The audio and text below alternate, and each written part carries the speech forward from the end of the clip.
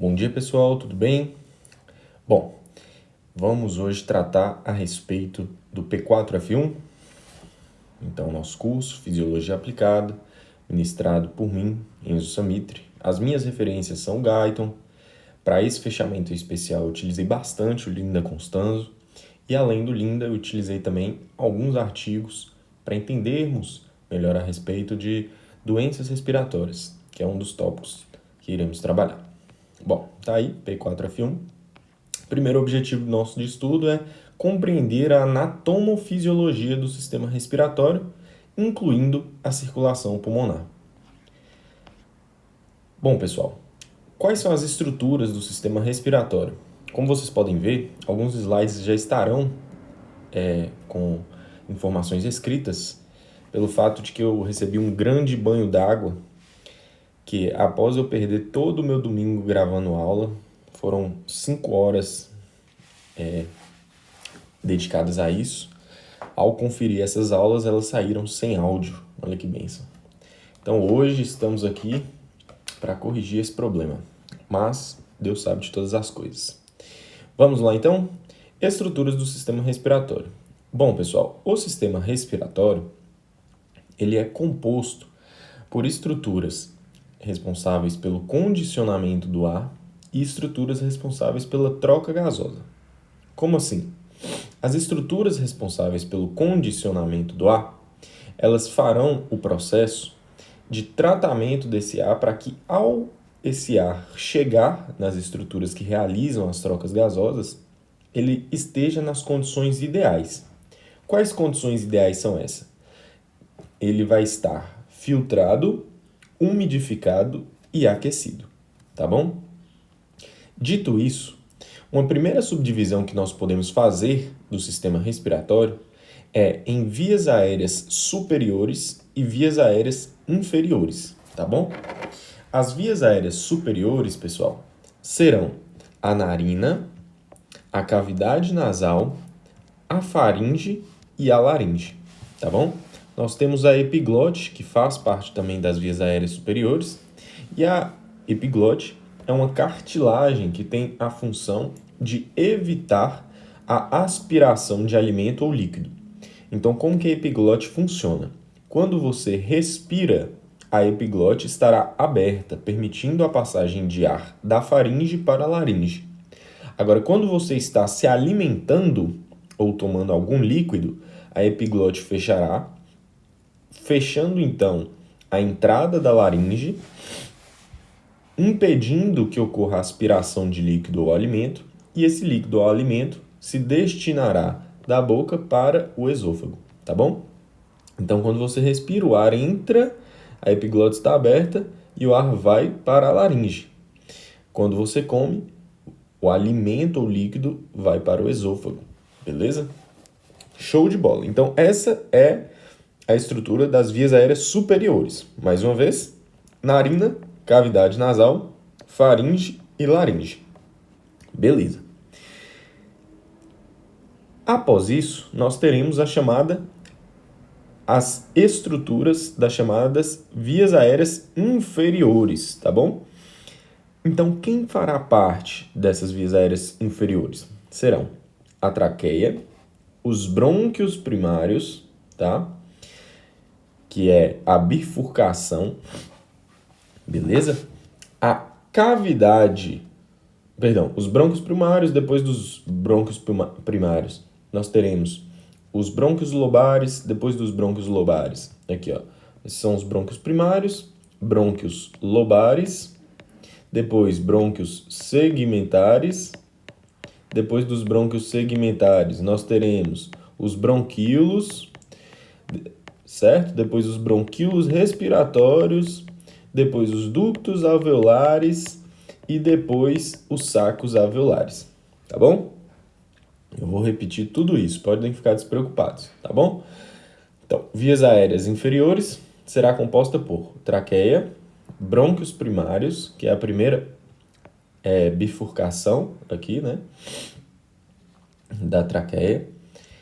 Lembrando que essa regiãozinha aqui da traqueia é chamada de quê? Chamada de coana, né? Coana é essa bifurcação da traqueia. Então, aqui é uma região da coana, depois vem os brônquios primários, depois dos brônquios primários nós teremos os brônquios lobares, depois dos brônquios lobares, brônquios segmentares, depois dos brônquios segmentares, os bronquíolos, depois dos bronquíolos, os bronquíolos respiratórios, e depois dos bronquíolos respiratórios, nós teremos quem? Os ductos alveolares, e depois dos ductos alveolares, sacos alveolares. Beleza.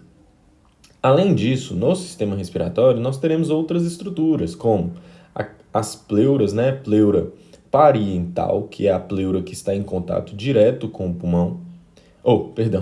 Pleura visceral, que é a pleura que está em contato direto com o pulmão.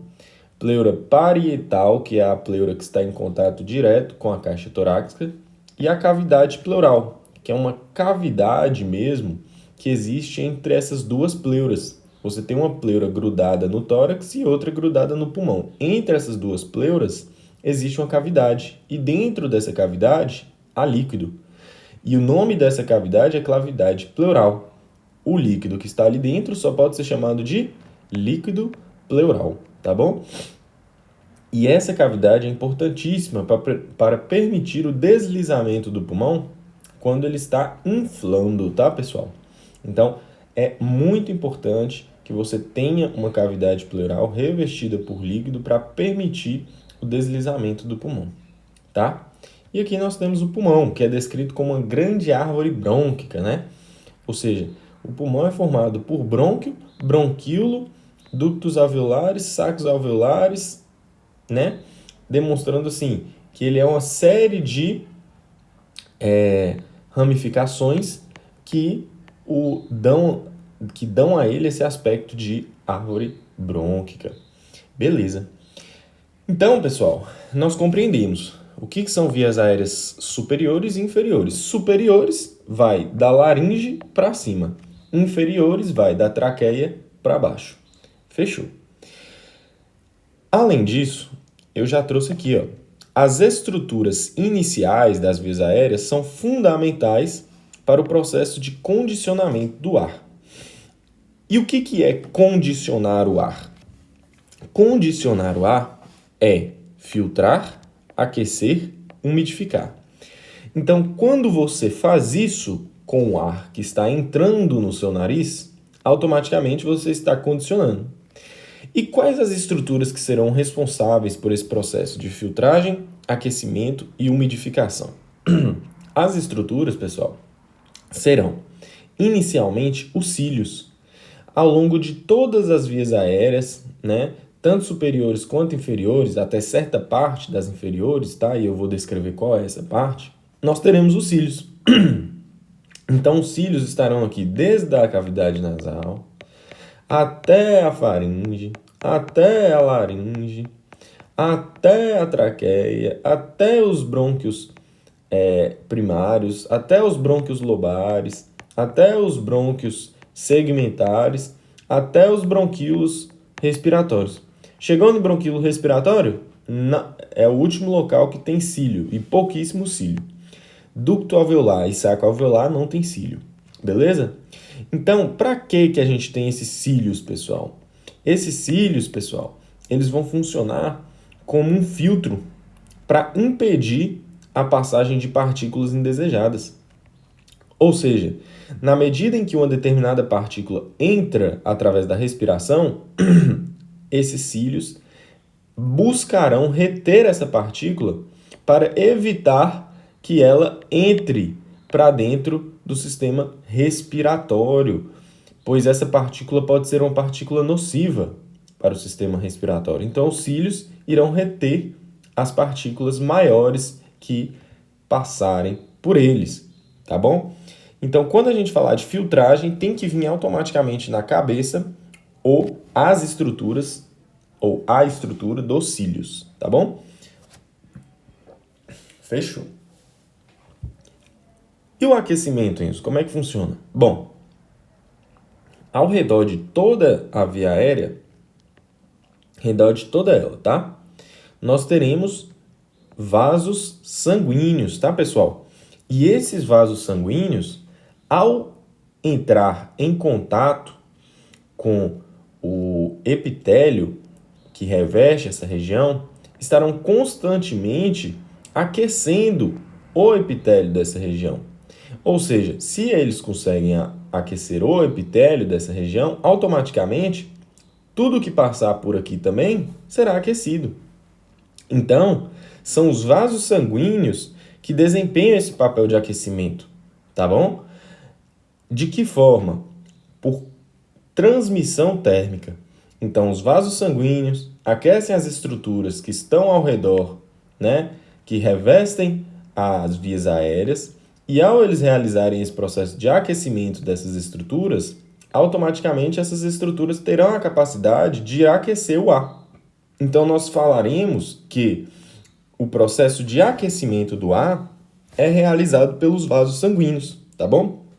São os vasos sanguíneos que aquecem o ar ao ar entrar em contato com esses vasos, tudo bem?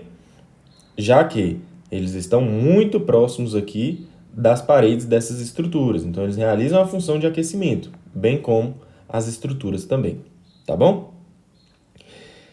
E para que você quer aquecer o seu ar? Pois um ar quente, pessoal, ele é melhor para as estruturas respiratórias do que um ar frio. E vocês entenderão o porquê logo a seguir. E por fim, nós temos o processo de umidificação. Umidificar é um processo que envolve dois fatores, tá bom? A umidificação ela é realizada principalmente pelo muco, que está revestindo toda a via aérea, tá bom? Nós costumamos dizer, pessoal, que o muco, ele está onde os cílios estão, tá bom? Então, lembra que eu falei para vocês que os cílios vão desde a narina, depois cavidade nasal, faringe, laringe, traqueia, brônquios primários, brônquios lobares, brônquios segmentares, bronquíolos terminais, bronquíolos respiratórios, opa, acabou os cílios. Então, os cílios vão até os bronquíolos respiratórios. Logo, haverá muco também dentro dessa estrutura, dentro dessas estruturas, melhor dizendo, até a região dos bronquíolos respiratórios também. E para que serve esse muco? Esse muco, eu falei que a umidificação é feita em duas etapas. Não. O muco tem duas funções, tá? O muco tem função de umidificação, mas tem função também de filtragem. Então, o muco exerce um papel duplo. Ele tanto umidifica quanto filtra. Como assim, Enzo? Bom, na medida em que o ar entra em contato com esse muco que está presente nas paredes também desse sistema, esse ar ele adquire um certo grau de umidade, tá bom? E essa umidade é importante para que o ar não seja um ar cheio de partículas, tá bom, pessoal? Essa umidade, ela veio a partir do processo que o muco entrou em contato com o ar, retirou partículas desse ar e a partir de então esse ar está umidificado, tá bom? Então, antes de ser umidificado, o que nós falamos? Que o muco também filtra. E olha que legal, o muco, pessoal, ao entrar em contato com ar, vai reter essas partículas e, após isso, esse muco será destinado para fora do corpo. Então, esse muco será expectorado ou deglutido. Ah, Enzo, que legal! É por isso que ele faz esse papel de filtragem também, né? Para quê? Para que ele possa sair do corpo com o que ele reteve. Muito bem, pessoal, é isso mesmo. Então, o muco vai estar, mais uma vez, ao redor de todas as estruturas do sistema respiratório, revestindo, né? O muco será produzido por células cilíndricas ciliadas, né? É um epitélio cilíndrico ciliado, tá? Que vai desempenhar esse papel de produção de muco. E esse muco vai desempenhar a função de filtragem e umidificação. Beleza. Mas como eu falei para vocês, o muco, pessoal, ele estará onde os cílios estiverem. Então, dando o exemplo da traqueia, nós teremos vários cíliozinhos aqui. E aí, o muco estará aqui também, ó, estará entre esses cíliozinhos. Quando o ar passa, os cílios vão tentar filtrar partículas, mas principalmente essas partículas vão se aderir ao muco que está aqui, tá bom? Beleza.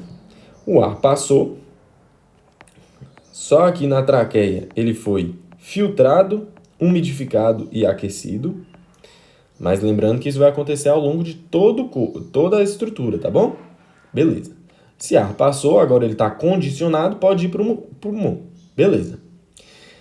A estrutura da traqueia, por sua vez, ficou com muco retido. Por quê? Porque aqui tinha muco para fazer o processo de condicionamento.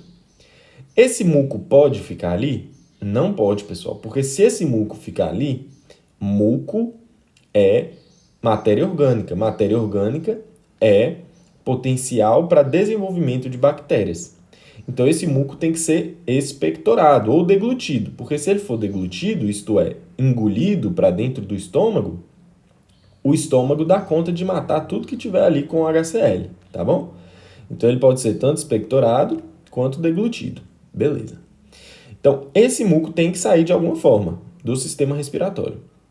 Para que esse muco consiga sair, quem entra na jogada agora são os cílios. Os cílios, pessoal, eles movimentam-se constantemente para cima, para cima, para baixo, para cima, para baixo.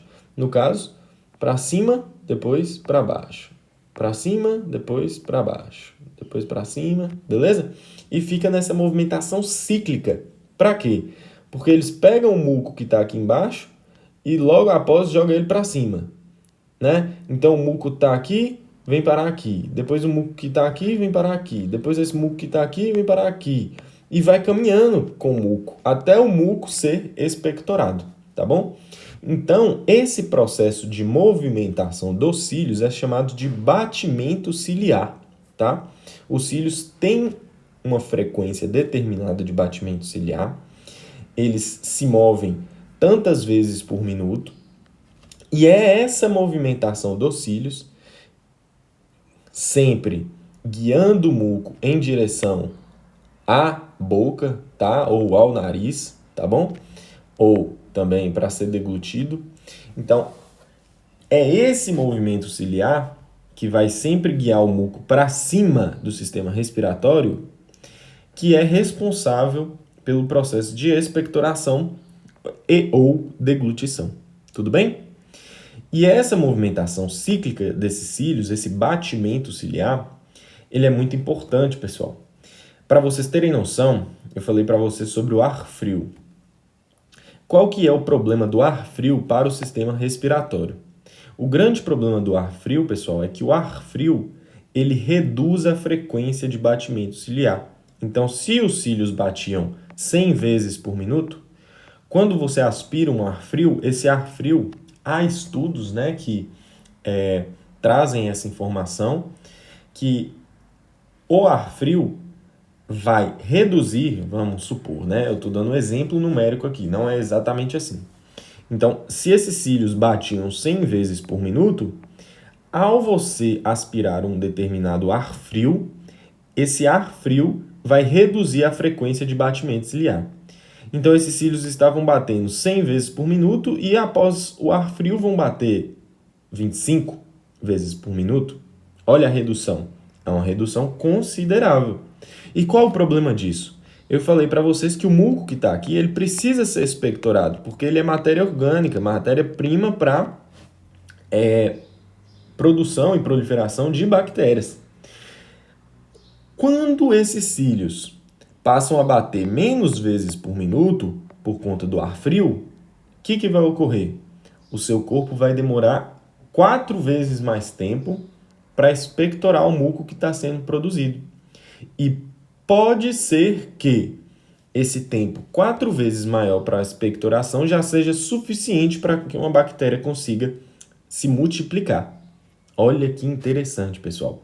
Então, o ar frio, ele reduz a frequência de batimento dos cílios, que reduz o processo de eliminação do muco, e ao reduzir o processo de eliminação do muco, o ambiente se torna mais propício para o desenvolvimento bacteriano.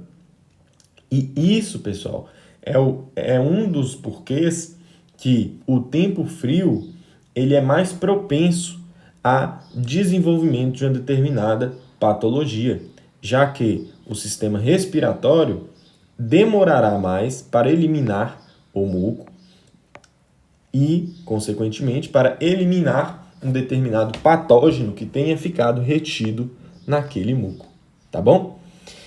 Bom, entendendo isso, nós podemos passar para essa segunda imagenzinha, que mais uma vez tratará a respeito das estruturas do sistema respiratório. Só que neste momento nós trataremos da estrutura do sistema respiratório classificando-o em zona de condução e zona respiratória. Além da subdivisão, além da classificação em vias aéreas superiores e inferiores, nós também conseguimos classificar esse sistema respiratório, ou as estruturas do sistema respiratório, em estruturas da zona de condução e estruturas da zona respiratória. O que quer dizer zona de condução e zona respiratória? Zona de condução, pessoal, quer dizer todas as estruturas que conduzem o ar. Para onde que essas estruturas conduzirão o ar? Para a zona respiratória. Então, todas as estruturas que estiverem conduzindo o ar em direção à zona respiratória farão parte da zona de condução. E a zona respiratória, por sua vez, serão todas as estruturas que realizarão a troca gasosa entre o ar e o sangue. Então, todas as estruturas que realizarem troca gasosa farão parte da zona respiratória. Vamos compreender melhor? Vamos. A zona de condução, portanto, é composta por narina, cavidade nasal, faringe, laringe, traqueia, brônquios, bronquíolos terminais. Tá bom? Então, desde a narina até chegar nos bronquíolos terminais, tudo isso será a zona de condução. E por quê? Porque todas as estruturas estarão conduzindo o ar até que ele chegue na zona respiratória, tá bom? Isso é importante, pessoal, porque será justamente essa zona de condução que fará o processo de condicionamento do ar. Elas conduzirão o ar e condicionarão esse ar para que ele já chegue condicionado da zona respiratória, tá bom? E aqui eu trouxe para vocês, olha, essa imagem que ela é muito bacana, porque ela traz para nós um resuminho do que eu falei. Vejam, os cílios tem na traqueia? Sim. Tem nos brônquios? Tem. Tem nos bronquíolos? Tem. Tem nos bronquíolos respiratórios? Alguns. Então, até os bronquíolos respiratórios vocês terão cílios. E, consequentemente, até os bronquíolos respiratórios terão também muco, tá? Terá o processo de produção de muco, tá? Além disso, pessoal, aqui está presente também a informação sobre presença ou não de músculo liso, presença ou não de cartilagem. Como assim? Ao longo de toda essa estrutura aqui, nós poderemos ter ou não músculo liso e poderemos ter ou não cartilagem. Vamos ver onde que nós teremos isso? Na traqueia nós temos músculo liso? Sim. Nos brônquios teremos? Sim. Nos bronquíolos teremos? Sim. Nos bronquíolos respiratórios teremos? Sim. Nos ductos alveolares teremos? Sim. Só não teremos músculo liso nos sacos alveolares. Olha que bacana. E isso é importante, pessoal, porque a presença ou não do músculo liso está intimamente ligado com a atuação do sistema nervoso autônomo. Lembram que nós mencionamos a respeito da atuação do sistema simpático e parasimpático no tamanho das vias aéreas, na dilatação das vias aéreas, que o sistema simpático ele dilata as vias aéreas e o sistema parasimpático ele contrai? Eles vão contrair ou dilatar justamente através do músculo liso. É esse músculo liso que ele irá contrair ou dilatar a partir da influência do sistema nervoso autônomo, que nós mencionamos lá na nossa primeira aulinha, tá bom? E por fim, nós temos a característica de ter cartilagem ou não. Vejam, A traqueia tem cartilagem? Sim. Os brônquios têm cartilagem? Esparsos. E os bronquíolos terminais têm? Não. Então, a cartilagem ela já para nos brônquios, ou seja, brônquios primários, lobares e depois segmentares. Todos esses 3 brônquios terão cartilagem, tá bom? Só que eles acabam nos bronquíolos. Fechou? Beleza, pessoal. E essa cartilagem ela é importante para dar estabilidade para a estrutura. Show. Então, nós falamos a respeito da zona de condução, que vai conduzir esse ar. Mas a gente ainda não falou nada da zona respiratória, Enzo. E eu estou curioso para saber mais. Tudo bem, vou falar para vocês agora. A zona respiratória, pessoal, ela será responsável por fazer as trocas gasosas que eu mencionei para vocês. Então, dentro da zona respiratória, nós teremos apenas 3 estruturas que estão descritas aqui, que são as estruturas terminais do sistema respiratório. Bronquíolos respiratórios, ductos alveolares, sacos alveolares, tá? Ué, Enzo, eu estudei minha vida inteira no ensino médio e lá eu aprendi que são os alvéolos que realizam a troca gasosa. Como assim? Sim, você está certo. Mas como assim então? Se são os alvéolos que realizam a troca gasosa, por que você falou para mim que essas 3 estruturas são as estruturas terminais do sistema respiratório? Cadê esses alvéolos? Pessoal, ótima dúvida.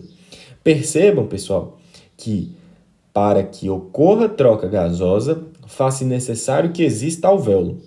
Então, a zona respiratória só é zona respiratória porque cada uma dessas 3 estruturas aqui possuem alvéolos aderidos à parede do ducto que o ar passará.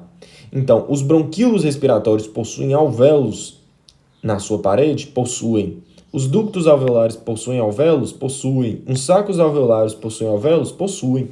Então, todas essas estruturas, pessoal, terão alvéolos ligados à membrana desse determinado ducto de passagem de ar. E é só por isso que eles conseguem realizar a troca gasosa, pois, de fato, quem realiza a troca gasosa é o alvéolo.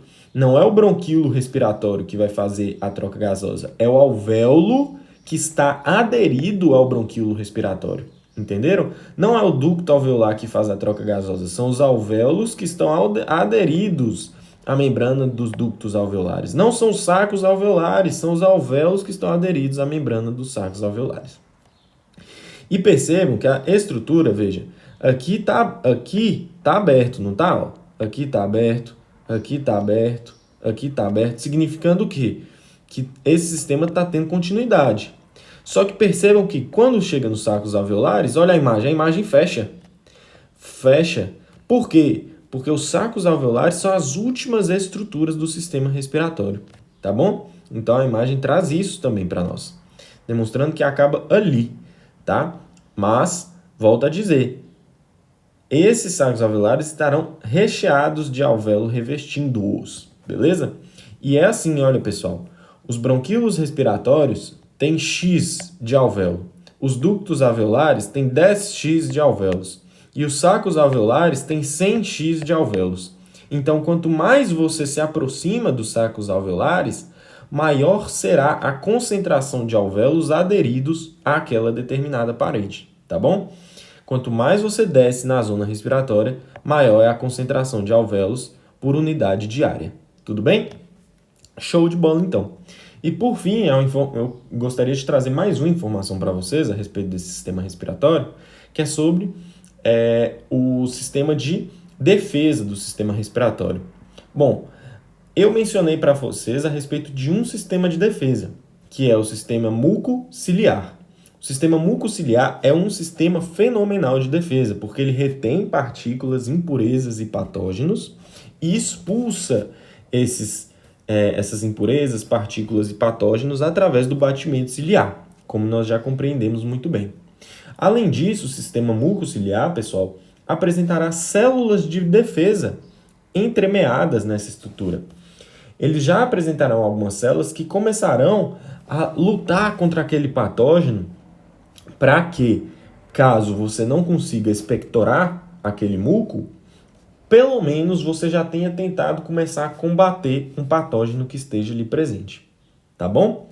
Então, Primeira linha de defesa do sistema respiratório é o aparelho mucociliar, que tentará reter e expulsar um patógeno e, ao mesmo tempo, já apresentará algumas células de defesa para combater patógenos existentes.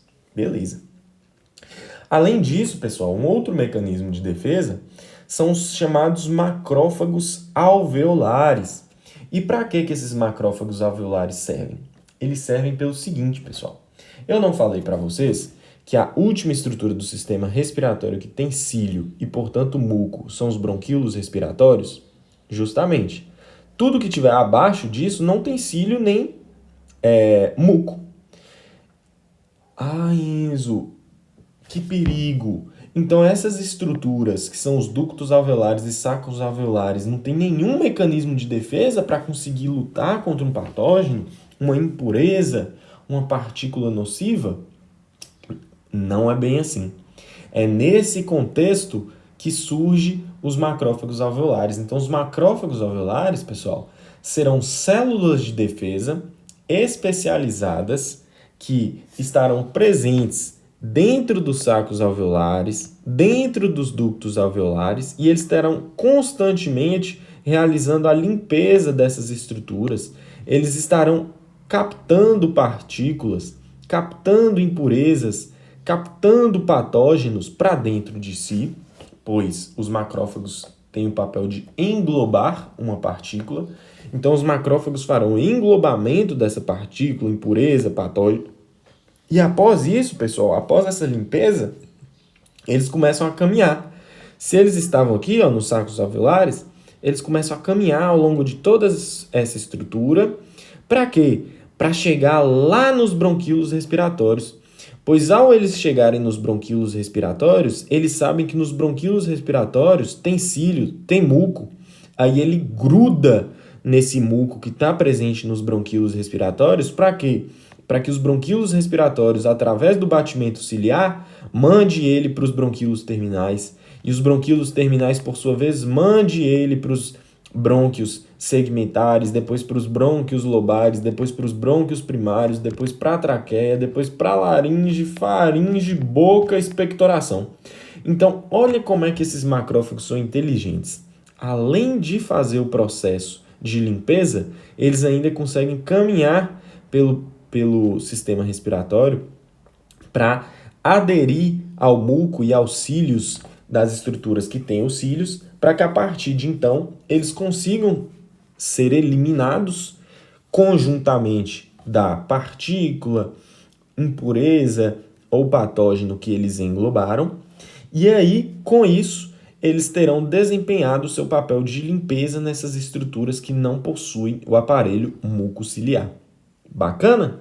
Então, as duas formas de defesa do sistema respiratório são o aparelho mucociliar, para as estruturas que possuem o aparelho mucociliar, e os macrófagos alveolares, que estarão presentes nas estruturas que não possuem o aparelho mucociliar, tá bom?